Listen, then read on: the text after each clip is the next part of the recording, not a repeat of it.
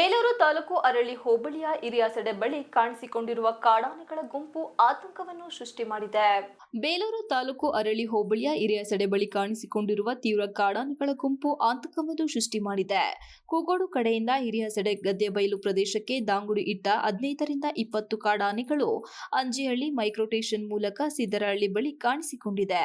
ಚಿಕ್ಕಸಡೆ, ಸಿದ್ದರಹಳ್ಳಿ, ಮತ್ತಿಹಳ್ಳಿ, ಹೊಸಪೇಟೆ ಗ್ರಾಮಗಳಿಗೆ ಆನೆಗಳು ಎಂಟ್ರಿ ಕೊಟ್ಟಿರುವ ಸಾಧ್ಯತೆ ಇದ್ದು, ಗ್ರಾಮದ ನಿವಾಸಿಗಳ ಅತಿ ಜಾಗರೂಕತೆಯಿಂದಿರಬೇಕಾಗುತ್ತದೆ. ಒಂಟಿ ಕಾಡಾನೆಯೊಂದು ಮೊನ್ನೆಯಷ್ಟೇ ಸಕಲೇಶಪುರ ತಾಲೂಕಿನ ಬೈಕೆರೆ ಗ್ರಾಮದಲ್ಲಿ ತೋಟದ ಮಾಲೀಕನನ್ನು ಕೊಂದು ಹಾಕಿತ್ತು. ಇಂತಹ ಭಯಾನಕ ಘಟನೆಗಳ ನಡುವೆ ಅಲ್ಲಲ್ಲಿ ಕಂಡುಬರುತ್ತಿರುವ ಕಾಡಾನೆಗಳ ಸಂಚಾರದಿಂದ ಸಹಜವಾಗಿಯೇ ಗ್ರಾಮಸ್ಥರಲ್ಲಿ ಆತಂಕ ಇಮ್ಮಡಿಯಾಗಿದ್ದು, ಕಾಡಾನೆಗಳನ್ನು ಸಂಪೂರ್ಣವಾಗಿ ಸ್ಥಳಾಂತರ ಮಾಡದೆ ಹೊರತು ಕಾಡಾನೆಗಳ ಸಮಸ್ಯೆಗೆ ಮುಕ್ತಿ ದೊರೆಯುವುದಿಲ್ಲ ಎಂಬುದು ಸಾರ್ವಜನಿಕರ ಒಕ್ಕೊರಲಿನ ಅಭಿಪ್ರಾಯವಾಗಿದೆ.